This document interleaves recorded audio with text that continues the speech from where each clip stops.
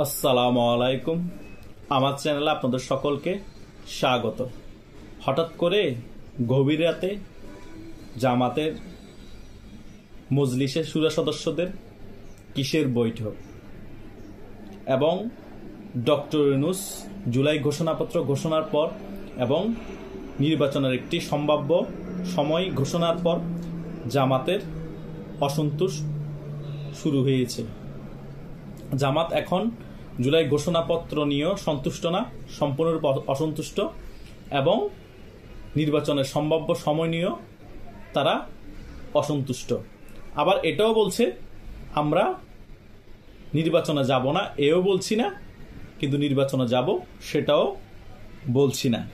আমরা ফেব্রুয়ারিতে নির্বাচন হোক সেটাও চাই, কিন্তু একটা কথা বলছে, সেটা হচ্ছে উচ্চকক্ষ পিআর পদ্ধতিতে নির্বাচন হতে হবে, নিম্নকক্ষ পিআর পদ্ধতিতে নির্বাচন হতে হবে।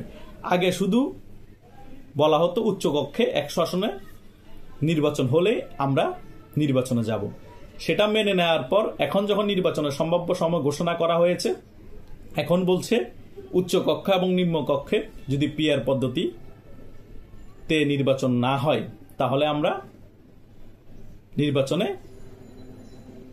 নাও যেতে পারি এবং আন্দোলনে নামার একটি ইঙ্গিত দিয়েছে। জামাত যে কোন লেভেলে চিজ সেটা ডক্টর ইউনূস সরকার এবং বিএনপি হারে হারে টের পাবে।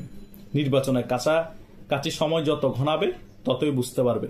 তবুও ডক্টর ইউনূস বিএনপির সাথে একটা দর কষাকষি গত কিছুদিন যাবৎ ধরেই করে যাচ্ছে যে 100 বা 120টা আসন জামাত, এনসিপি, অন্যান্য ইসলামিক দলকে দেওয়ার জন্য, কিন্তু বিএনপি এখনো সে বিষয়ে রাজি হয়নি।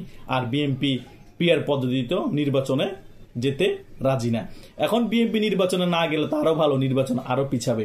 আর এদিকে যদি জামাতের উচ্চকক্ষ এবং নিম্নকক্ষে পিআর পদ্ধতিতে নির্বাচনে রাজি না হয় ডক্টর ইউনূস সরকার, তাহলে নির্বাচন পিছাবে। এখন চিন্তা করেন, এখন মাত্র আগস্ট মাস, আরো 5 থেকে 6 মাস আছে নির্বাচনে। 5 থেকে 6 মাসের ভিতর জামাত কি কি বাংলাদেশে ঘটাবে নির্বাচন না হওয়ার জন্য, আর কি কি বাংলাদেশে ঘটতে পারে সেটা আপনারা হারে হারে টের পাবেন। জামাত সিস্টেমে এখন চরমনায় পীরকে দিয়ে বিএনপির গালিগালাজ শোনাচ্ছে। চরমনায় কখনো বিএনপিকে এভাবে গালিগালাজ করে বক্তব্য দেয়নি। জামাত নিজেরা তেমনি কিছু বলছে না, এনসিপিকে দিয়ে বিএনপিকে গালিগালাজ করাচ্ছে। ডারবি নাসির, মলম হাসনাত, সার্ভিস আলম, পেটলা নাহিদ, আরো এরকম যারা আছে এনসিপি নেতা সকলকে দিয়ে ভালোভাবেই শাল্টিং দেওয়াচ্ছে বিএনপিকে। জামাতের প্রক্সি যতগুলা অঙ্গ সংগঠন আছে, যতগুলো রাজনৈতিক দল বলেন আর কি, আমি অঙ্গ সংগঠনে বলি, মুদ্রার এপিটোপি, তাদেরকে দিয়ে ভালোই শাল্টিং এর উপর রেখেছে এবং বিএনপি যত কুকর্ম আছে সকল কিছুই মিডিয়ার মাধ্যমে এবং তাদের বক্তব্যের মাধ্যমে তুলে ধরতেছে। তাই আপনারা যতই বলেন বাংলাদেশে খুব সুষ্ঠু এবং অবাধ নির্বাচন হবে, সেই নির্বাচনে সকল দল অংশগ্রহণ করবে। আর আবার সকল দল কারা? ওই আপনারা যারা ষড়যন্ত্রমূলকভাবে আওয়ামী লীগের বিরুদ্ধে গিয়ে একটি গণ অভ্যুত্থান ঘটিয়েছেন, তারাই তো, মানে 40 থেকে 50% ভোটার যাদের প্রতিনিধিত্ব করে যে সকল রাজনৈতিক দল, তারাই এরা নির্বাচন করবে। তাহলে সকল দল অংশগ্রহণ কোথায় হলো? জাতীয় পার্টি ইলেকশন অংশগ্রহণ করতে না পারলে, আওয়ামী লীগ অংশগ্রহণ করতে না পারলে, ফাত্রামি পাইছেন সকল দলের অংশগ্রহণের নির্বাচন। আর এই নির্বাচন হবে যে আপনাদেরকে কে বলছে? জামাত তো অলরেডি আন্দোলন নামার একটা ইঙ্গিত দিয়ে ফেলেছে, উচ্চকক্ষ এবং নিম্নকক্ষে পিআর পদ্ধতিতে নির্বাচন না হলে। সেটারও কারণ আছে জামাত আন্দোলনে নামলে দেশে একটি অস্থিতিশীল পরিস্থিতি ক্রিয়েট হবে, তখন আর নির্বাচনের পরিস্থিতি থাকবে না। পিআর পদ্ধতিতে নির্বাচন হওয়া ছাড়া তারা নির্বাচন যাবে না, অন্য ইসলামিক দলও তাদের পাশে থাকবে, এনসিপিও তাদের পাশে থাকবে। তাদের মূল টার্গেট হলো নির্বাচন ঠেকানো। আর যদি আসন দর কষাকষিতে বিএনপি 60 থেকে 70টা আসন ছাড়তে রাজি হয়ে যায় জামাতকে, তাহলে হয়তোবা জামাত রাজি হয়ে যাবে, কিন্তু বিএনপিকে এতগুলো আসন ছাড়বে না।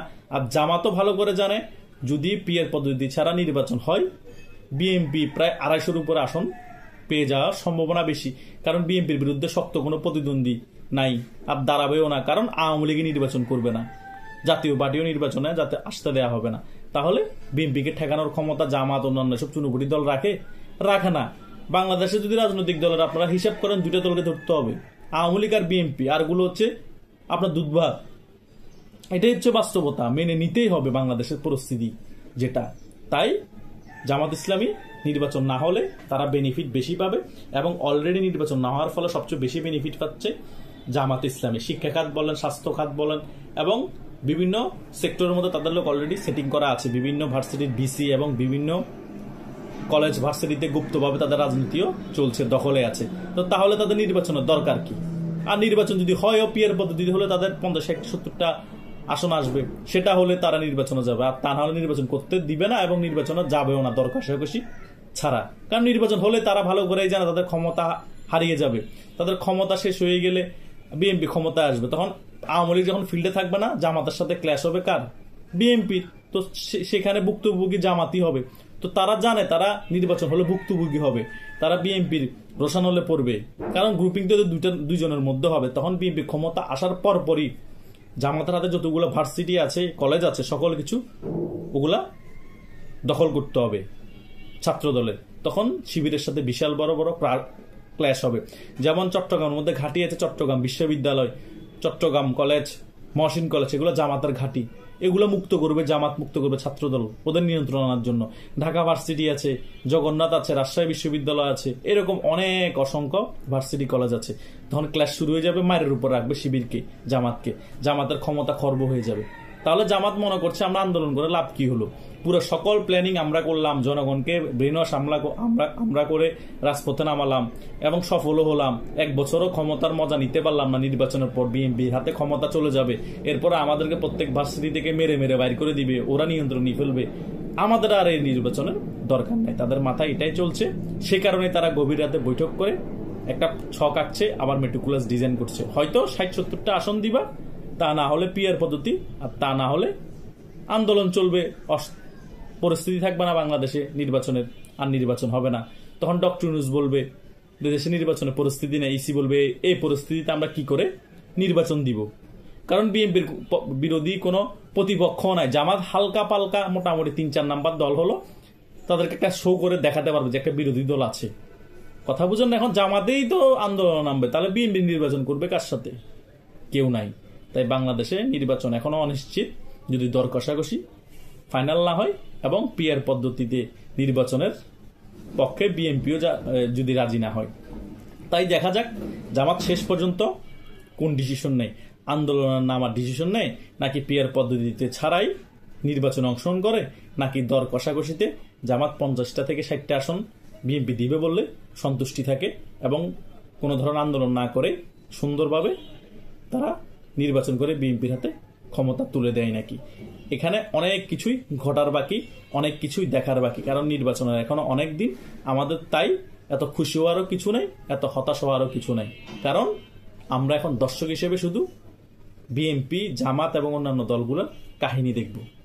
কথা আছে না যে ওস্তাদের মার শেষ সার, তোমাদের খেলা যেখানেই শেষ হয়ে যাবে সেখান থেকেই মুক্তিযুদ্ধের সপক্ষে শক্তির খেলা শুরু হবে।